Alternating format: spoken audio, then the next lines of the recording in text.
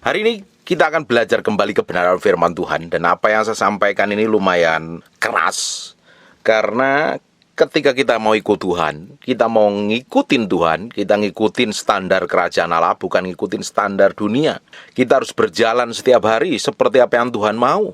Dan kita harus menguduskan hati kita begitu rupa, menjaga motivasi yang di dalam hati kita ini begitu rupa. Jangan sampai kita didapati menjadi orang yang kelihatannya melakukan aktivitas rohani, aktivitas agamawi, pelayanan, jadi hamba Tuhan, jadi pendeta, jadi pengkhotbah, jadi penginjil, atau jadi orang yang terlibat segala kegiatan yang kelihatan rohani, tapi yang di dalam kita itu busuk, jahat, dan tidak berkenan di hadapan Tuhan. Toh ujungnya nanti Tuhan akan lihat dan perhatikan, tidak ada yang tersembunyi di hadapan Tuhan. Makanya kita perlu setiap hari menguduskan hati kita. Kita setiap hari perlu Tuhan untuk menyucikan hati kita ini, dibawa step by step ke dalam rencananya, dalam kekudusan, dalam kemurnian hati, memiliki karakter, sikap, dan perbuatan yang seperti Yesus Kristus Tuhan. Standar kita adalah menghidupi nilai kerajaan Allah. Standar kita itu tinggi sekali loh, menghidupi nilai kerajaan Allah. Makanya nggak ada orang Kristen main-main. Kalau engkau Kristen main-main, ya kamu nggak jauh beda dengan orang dunia. Ya apa bedanya? Mendingan nggak ikut sekalian aja ikut orang dunia. Kalau kita mau ikut Tuhan, engkau apalagi yang udah ikut Tuhan di atas 2 tahun, 3 tahun, harusnya semakin hari semakin komitmen mencintai dan mengasihi Tuhan, menomorsatukan lebih dari apapun juga, mendedikasikan hidup kita sepenuhnya untuk Tuhan, bukan mainan. Perjalanan kekristenan kita semakin hari semakin naik, semakin disempurnakan, semakin menyerupai Yesus Kristus Tuhan. Dan sekarang kita buka di Yesaya pasal yang ke-56, mulai ayat yang ke-10. Sebab pengawal-pengawal umatku adalah orang-orang buta. Mereka semua tidak tahu apa-apa. Bayangin, pengawal-pengawal umatku. Siapa ini pengawal-pengawal? Bukankah ini adalah golongan imam, golongan pendeta, golongan hamba Tuhan, gembala, guru, pengajar. Bayangin ini, kalau pengawal-pengawal umatku adalah orang-orang buta, bagaimana orang buta menuntun orang kepada jalan yang baik? Bukankah ada Alkitab orang buta nuntun kepada orang buta, yang ujungnya akan hancur dan berantakan? Kita mesti tahu bahwa kita ini harusnya ngerti kebenaran, bukan menjadi orang yang buta, tapi orang yang matanya itu diterangi dengan kebenaran, bisa melihat, bisa membedakan mana yang kudus, mana yang tidak, mana yang murni dan mana yang tidak, mana yang berkenan dan mana yang tidak. Sehingga mata kita ini begitu tajam bisa membedakan, sehingga kita bisa memilih yang baik, memilih berkat, bukan memilih kutuk. Bayangkan kalau pengawal-pengawal umatku adalah orang-orang buta, bagaimana bisa memimpin anak orang-orang Tuhan? Bagaimana bisa memimpin orang-orang yang hidupnya takut akan Tuhan? Bagaimana membawa orang kenal Tuhan, kenal kebenaran kalau buta, nggak ngerti firman, nggak ngerti hikmat, nggak ngerti pengertian, nggak ngerti urapan, nggak ngerti kuasa dan otoritas. Hanya bisa khotbah, bisa pelayanan, bisa terjun dalam berbagai aktivitas sosial, tapi nggak ngerti kehendak Tuhan loh. Ujung dari kehidupan kita akan hancur, kacau, dan berantakan loh. Bapak Ibu, hidup kita harus kita dedikasikan sepenuhnya untuk Tuhan. Untuk Tuhan. Semakin hari, semakin mata hati kita diterangin, semakin diterangin, semakin diterangin, semakin kita bisa melihat dengan tajam. Setiap perjalanan kita berjalan seperti apa yang Tuhan mau, bukan mau kita sendiri. Kalau orang buta nggak bisa apa-apa, nggak bisa membedakan ini mana kehendak Tuhan dan mana yang tidak. Yang penting jalan terus saja. Mau kebentur, mau ternantuk batu, mau tersesat, dia nggak pikirin. Yang penting jalan. Karena apa? Buta. Tapi kita orang yang matanya melihat dengan tajam, bisa membedakan mana yang benar dan mana yang tidak. Ini orang yang ngerti kebenaran ini. Mereka semua tidak tahu apa-apa, nggak ngerti hikmat, nggak ngerti pengertian, nggak bisa bayar harga di hadapan untuk hidup kudus, hidup dalam kesucian. Jalan aja maunya sendiri. Bayangkan kalau Bapak Ibu, hidupmu maumu sendiri, jalan seenakmu sendiri, dan gak ngerti apa-apa, gak ngerti kebenaran, gak ngerti rencana Tuhan, gak ngerti hati Tuhan, gak ngerti bagaimana berjalan dalam ketepatan ilahi, gak ngerti berdoa, gak ngerti nyembah Tuhan, hidupnya ngaco, hidupnya berantakan, tapi KTP-nya Kristen. Bagaimana mungkin orang-orang model kayak begini nih, hidupnya aja gak memiliki pergaulan intim dengan Tuhan, mana bisa ngerti apa-apa. Lalu kita ini ngerti apa-apa karena kita ini nempel Tuhan, kita ini seperti carang, dan Yesus adalah pokoknya. Kita mesti nempel ini carang ini pada pokoknya, supaya dapat nutrisi, bisa berbuah, bisa hidup. Kalau nggak nempel ya mati. Bagaimana mungkin bisa memberikan pengajaran, bagaimana bisa memulihkan orang, bagaimana bisa mendidik orang, bagaimana bisa memuridkan, kalau nggak ngerti apa-apa. Ya kita kalau nggak ngerti apa-apa ya kita menjadi orang yang bodoh. Mereka semua adalah anjing-anjing bisu yang tidak tahu menyala. Anjingnya bisu dan menyala lagi. Ini kata anjing Bapak Ibu bisa lihat di 2 Petrus mulai ayat yang ke-20. Sebab jika mereka oleh pengenalan mereka akan Tuhan dan Juru Selamat kita Yesus Kristus telah melepaskan diri dari kecemaran-kecemaran dunia.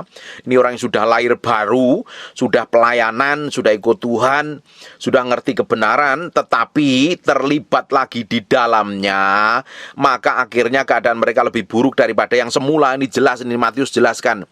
Ketika roh jahat itu diusir daripada manusia, roh jahat itu mengembara mencari tempat-tempat yang tandus dan tidak dapatin tempat itu, tempat untuk dia tinggal, dia kembali ke rumahnya, dia ngajak 7 roh jahat yang lebih jahat dari dia untuk menduduki rumah itu. Nah, ayat ini ngomong nih, sebab jika mereka oleh pengenalan mereka akan Tuhan dan Juru Selamat kita Yesus Kristus telah melepaskan diri dari kecemaran-kecemaran dunia, tetapi terlibat lagi di dalamnya, maka akhirnya keadaan mereka lebih buruk daripada semula. Jadi saya melihat beberapa hari-hari terakhir ini yang dulu pelayanan, dulu jadi hamba Tuhan, yang dipakai Tuhan luar biasa, ternyata dia jatuh dalam dosa, hidupnya sekarang kacau, hidupnya lebih ngawur.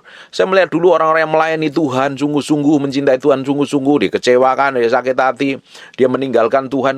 Sekarang hidupnya malah lebih jahat, lebih mengerikan sekali. Orang-orang model kayak begini ini, Alkitab ngomong, nih perhatikan baik-baik ya. Karena itu bagi mereka adalah lebih baik jika mereka tidak pernah mengenal jalan kebenaran daripada mengenalnya, tetapi kemudian berbalik dari perintah kudus yang disampaikan kepada mereka. Perhatikan nih, bagi mereka cocok apa yang dikatakan peribahasa yang benar ini, anjing kembali lagi ke muntahannya dan babi mandi kembali ke kubangannya. Ini persis nih, orang gini kayak di kitab Amsal, seperti anjing kembali ke muntahannya, demikianlah orang bebal yang mengulangi kebodohannya. Ini Amsal 26 ayat 11 nih. Ini orang, sekalipun ini hamba Tuhan nih, sekarang dia pelayanan, dia sudah terlibat pelayanan, udah ngerti kebenaran, udah hidup kudus, tetapi jatuh lagi ke dalam dosa yang sama. Engkau seperti anjing yang kembali ke muntahannya, seperti babi yang kembali ke kubangannya loh. Ini orang-orang model kayak begini, saya nggak habis pikir ini mau diapain. Ini kita makanya komitmen kita ikut Tuhan itu nggak main-main. Kita tuh harus benar-benar. Apalagi yang sudah pelayanan, sudah punya gelar hamba Tuhan. Jaga hati begitu rupa, jangan sampai sudah hidup benar, hidup kudus, tergoda, jatuh dalam dosa, akhirnya apa? Balik lagi ke dosa yang lama, tambah lebih jahat. Alkitab ngomong orang model kayak begini dicapnya anjing dan babi-babi yang kembali ke kubangannya, atau anjing yang kembali muntahannya. Kita kembali ke Yesaya 56. Anjing-anjing pelahap yang tidak tahu kenyang. Ini levelnya ini hamba Tuhan, tetapi balik lagi ke dosa yang lama, akhirnya apa? Dia ini pelahap nih, rakus serakah nih. Dan orang-orang itu ialah gembala-gembala nih, levelnya gembala-gembala yang tidak dapat mengerti. Mereka semua mengambil jalannya sendiri, nggak ngerti kehendak Tuhan, jalan maunya sendiri. Loh, bisa loh hamba Tuhan itu bisa khotbah firman Tuhan, bisa ngomong firman Tuhan, tapi praktek hidup kelakuannya itu jahat, bejat, luar biasa, itu bisa loh. Ada beberapa orang pengkhotbah tapi jatuh dalam dosa perzinahan, ada. Banyak sekali, bahkan anak-anak Tuhan yang kelihatannya rajin ke gereja, angkat tangan nyembah Tuhan, tapi hari-harinya kumpul kebo, jadi simpenan orang, hidup tidak kudus, hidup najis, hidup penuh kepahitan, hidup penuh dendam. Tuh, engkau ngerti kebenaran, dan Alkitab suruh ngampuni, kamu gak ngampuni. Kamu tuh dicapnya apa? Kamu udah ngerti kebenaran tapi gak mau ngelakukan. Itu dicapnya itu seperti anjing kembali ke muntahannya loh. Seperti kata 2 Petrus tadi ya, kita mesti tahu ini. Bayangkan Bapak Ibu, ini ayat keras sekali lu ngomong loh. Anjing-anjing pelahap yang tidak tahu kenyang, dan orang-orang itulah gembala-gembala yang tidak dapat mengerti. Loh, hamba Tuhan gak ngerti ya mau ajar apa? Hamba Tuhan nggak murni hatinya, ya mau ngajar apa? Mereka semua mengambil jalannya sendiri. Apa yang dipikir baik dianggap dijalanin aja. Masing-masing mengejar laba, kejar keuntungan, kejar profit, kejar jumlah persembahan, kejar jumlah buah sulung, kejar persepuluhan, kejar apa itu? Diakonia. Kelihatannya itu embel-embelnya untuk membantu orang miskin, padahal ada maksud di baliknya. Kalau kita ini didapatin masih seperti ini, hamba Tuhan kayak begini nih, hamba Tuhan yang serakah seperti ini, jangan mengharap terjadi kebangunan rohani. Boro-boro kebangunan rohani, orang gak bertobat kok. Orang gembar-gembor kebangunan rohani tapi matanya masih jahat, penuh laba, ngejar keuntungan pribadi. Munafik palsu. Makanya saya sebagai hamba Tuhan pun, saya minta Tuhan diberikan kemampuan khusus untuk hidup dalam kemurnian hati, hidup dalam kekudusan dan kesucian. Bagaimana mungkin kalau saya nggak hidup kudus, nggak hidup suci, terus saya ngomong kesucian dengan palsu, bohong, belaka. Ngomong apa? Ngajar palsu, nggak memiliki pengaruh dan otoritas. Banyak orang mengharapkan terjadi kebangunan rohani gila-gilaan, pertobatan gila-gilaan. Oh, hidupnya gerejanya serakah, hamba Tuhannya serakah, mikirin duit terus kok. Jemaat melarat nggak diurusin, jemaat yang miskin nggak diurusin. Bagaimana mungkin terjadi kebangunan rohani kalau yang dikejar adalah duit, persembahan, nama besar, nama tenar, jemaat besar, jemaat yang kaya-kaya? Bagaimana mungkin terjadi revival? Ini meski belajar dari ayat ini ayat ini ngomong seperti ini. Ini firman ini ngomong seperti ini. Ada beberapa orang yang tersinggung, bagus. Kalau nggak suka ayat ini, digunting aja ayatnya, Alkitabmu, atau mungkin dihapus saja di Alkitabmu. Sekarang kan pakai Alkitab digital, nggak bisa dihapus itu, karena ada software. Ya udah nggak bisa apa-apa. Kalau Tuhan ngomong kayak begini, berarti ini akhir zaman ini ada loh orang-orang kayak begini nih. Jangan sampai kita hari ini menjadi bagian orang yang dicap Alkitab itu seperti anjing dan seperti babi. Sudah tahu kebenaran, balik lagi ke dalam dosa yang lama, diseret dosa yang lama. Loh, setan sampai hari ini dia nggak akan terima kalau kita ini ikut Tuhan. Makanya seringkali dikorek-korek masa lalumu, kenangan masa lalu, dosa di masa lalu seringkali diingatkan. Loh, kapan waktu diingatkan? Waktu Bapak Ibu ini sedang sedih, Bapak Ibu sedang buka celah, Bapak Ibu sedang pikirannya mengembara kemana-mana, akhirnya jatuh di dalam dosa lagi, ngulang lagi kebiasaan dosa yang lama. Bukankah itu seperti anjing kembali muntahannya? Bukankah itu seperti babi kembali ke kubangannya? Loh, Alkitab yang ngomong loh. Ya, kita mesti jagain hati kita ini begitu rupa. Kita mesti proteksi hati kita ini sepenuhnya untuk Tuhan, bukan untuk hal yang lain. Kita harus menguduskan hati kita begitu rupa. Ini udah akhir zaman. Yang kita kejar adalah perkenanan Tuhan. Yang kita kejar adalah supaya hidup kita ini didapatin berkenan di hadapan Tuhan. Bukan kita hanya ngejar kepuasan hawa nafsu kita sendiri, ego kita sendiri. Buat apa? Hari ini kita mesti belajar setiap hari berjalan dalam ketepatan ilahi, menyenangkan hati Tuhan, mengejar apa yang Tuhan mau, apa yang Tuhan senang. Kita lanjut ya. Ayat yang ke-12, datanglah kata mereka, aku akan mengambil anggur, isinya pesta pora, seneng-seneng, kepuasan, hawa nafsu. Baiklah kita minum arak banyak-banyak. Besok akan sama seperti hari ini, dan akan lebih hebat lagi. Yang dikejar adalah keuntungan, laba, hanya untuk pesta pora, hanya untuk memuaskan diri, untuk beli barang-barang, beli barang bagus itu nggak apa-apa loh. Pakai barang bagus juga nggak apa-apa, pakai mobil bagus, beli rumah bagus juga nggak apa-apa. Tapi kalau kejar pakai uang persembahan, kejar hanya itu doang tanpa peduli dengan Tuhan, tanpa peduli, apalagi kalau hamba Tuhan, apalagi kalau gembala sidang, ngejar kemewahan tanpa peduli, mempedulikan jemaat yang miskin, waduh, itu ngeri sekali loh. Makanya jangan sampai kita ini menjadi bilangan orang seperti ini. Apalagi kalau engkau digembalakan oleh pendeta yang modelnya kayak begini. Saya nggak tahu imanmu mau dibawa kemana. Makanya hari ini kan banyak hamba Tuhan yang nggak benar. Hamba Tuhan yang benar juga banyak sekali. Hamba Tuhan yang murni itu hari ini tuh banyak sekali. Hamba Tuhan yang nggak benar juga banyak. Makanya doa, sungguh-sungguh minta kemurnian Tuhan.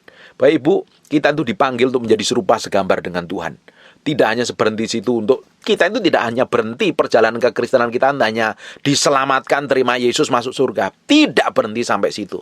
Panggilan kita dipanggil menjadi serupa segambar dengan Tuhan, untuk diberikan otoritas dan kuasa untuk mengelola bumi. Bahkan menjadi representasi dari kerajaan Allah di muka bumi ini loh.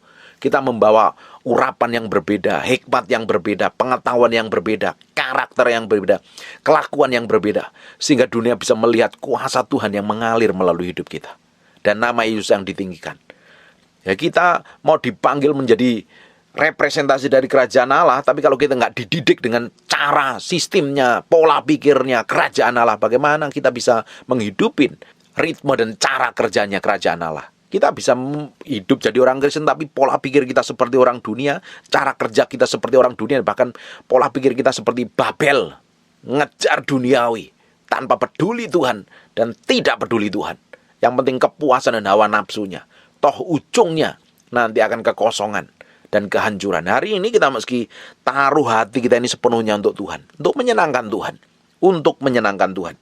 Kita akan lihat di kitab Maleakhi pasal yang kedua. Kitab Maleakhi pasal yang kedua. Tuhan juga ngomong yang sama ini. Judulnya aja mengerikan sekali, murka Tuhan terhadap para imam. Bukankah kita hari ini imamat yang rajani? Ini ayat ini ngomong bukan hanya untuk sekedar hamba Tuhan loh. Kita hari ini di dalam perjanjian baru, posisi kita adalah imamat yang rajani, imam sekaligus raja. Baca mulai ayat yang pertama. Maka sekarang kepada kamu tertuju perintah ini, hai para imam. Jika kamu tidak mendengarkan dan jika kamu tidak memberi perhatian untuk menghormati namaku, firman Tuhan semesta alam, maka aku akan mengirim kutuk di antara kamu dan akan membuat berkat-berkatmu menjadi kutuk. Dan aku telah membuatnya menjadi kutuk sebab kamu tidak memperhatikan. Ini kita pernah bahas ini beberapa hari yang lalu. Kutuk itu akan datang kalau ada alasannya. Apa? Dosa dan pelanggaran terhadap kebenaran firman Tuhan. Sehingga setan bisa masuk melalui celah itu. Celah yang kita buat adalah dosa dan pelanggaran terhadap kebenaran firman Tuhan. Makanya hidup kita perlu dikuduskan, ditudungin oleh darah Yesus setiap hari. Hidup dalam kekudusan, kesucian setiap hari. Karena itulah standar kehidupan kerajaan Allah ini. Standar kita memang harus mengikuti standar kerajaan Allah. Tinggi sekali, bukan ngikutin standar dunia. Yang penting kita jadi orang baik aja, nggak apa-apalah. Yang penting kita nggak nyakitin orang lain. Tapi Tuhan tuntut kamu jadi orang yang berbeda kok. Kalau nggak, hidupmu tidak akan pernah jadi apa-apa dan tidak pernah dipercayakan apa-apa. Standar kita adalah standar kerajaan Allah. Hidup dalam kekudusan. Yang membuat setan bisa masuk dan menguasai hidup kita.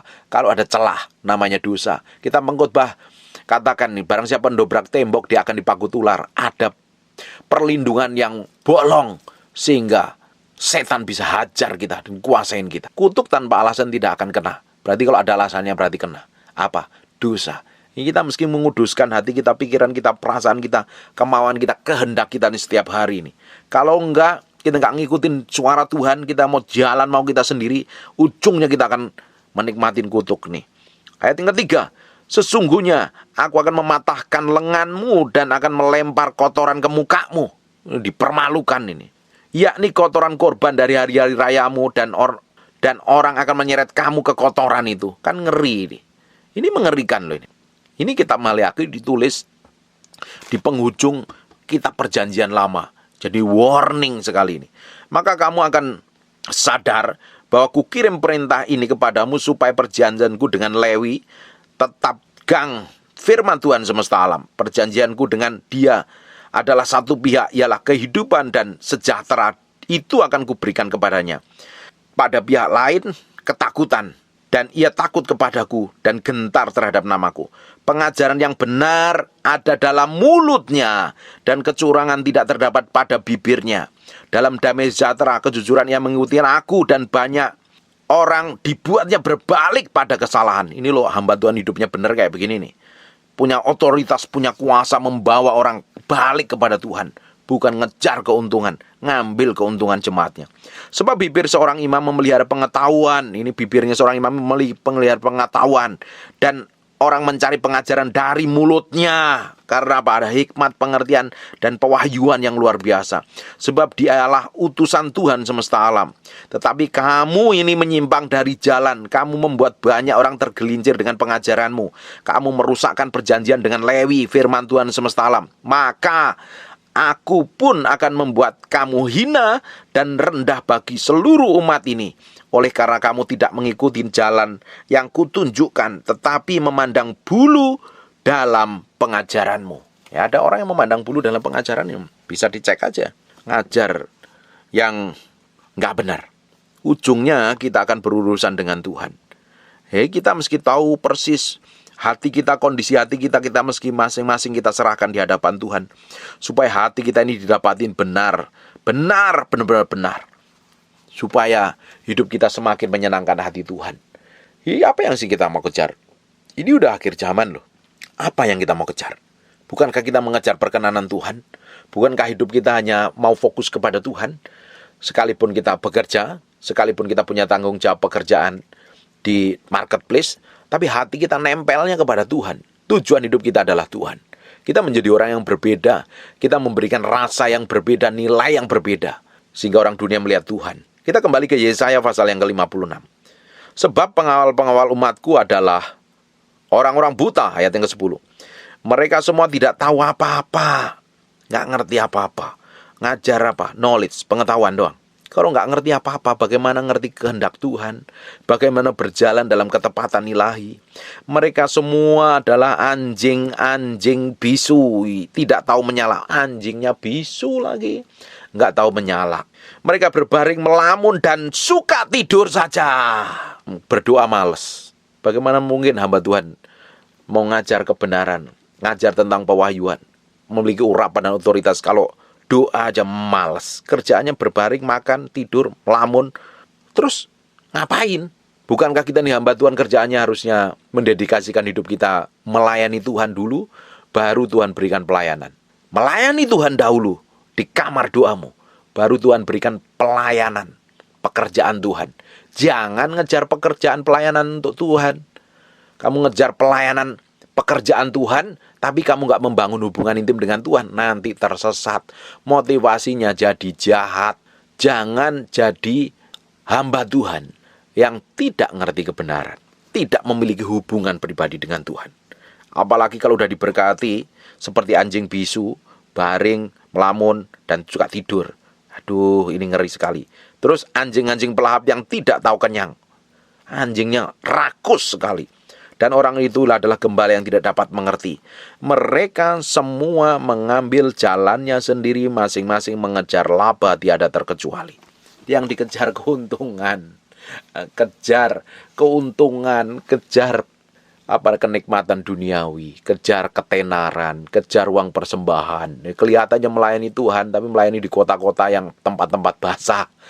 Seperti buka franchise saja. Ya mendingan buka franchise ayam geprek. Kelihatan tuh profit yang dikejar. Tapi kalau kejar franchise tujuannya untuk ngejar persembahan, bukan ngejar jiwa-jiwa, buat apa? Buat apa? Kita ini loh melayani Tuhan. Melayani Tuhan itu dibutuhkan kemurnian hati, bukan action. Banyak melayani pekerjaan Tuhan, kalau hatinya nggak murni, buat apa? Malah jadi batu sandungan. Loh, kemurnian hati ini akan terlihat loh, terpancar loh. Ini nggak bisa ditipu. Kemurnian yang di dalam hati kita ini suatu hari orang akan bisa lihat begitu rupa. Sebenarnya kita ini melayani Tuhan untuk apa? Kita ini melayani pekerjaan untuk siapa? Untuk diri kita sendiri atau real benar untuk memuliakan nama Tuhan? Kita ngambil keuntungan pribadi apa tidak? Fokus kita itu untuk apa? Kita akan tahu sendiri lama-lama. Dan orang lain akan melihat kemurnian. Kita nggak bisa tutupin ini.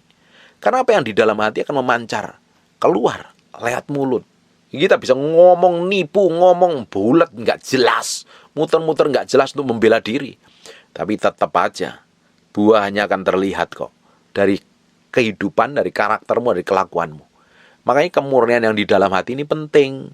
Supaya kita ini tetap murni, kita fokus kepada pribadi Tuhan, pada kehendak Tuhan. Jangan dicap menjadi orang yang serakah, rakus, aja ngejar keuntungan, ngejar duit. Kalau ngejar duit jadi bisnismen, main trading, gitu. Masuk ke bursa efek. Itu ngejar keuntungan. Kalau jadi hamba Tuhan ngejar keuntungan.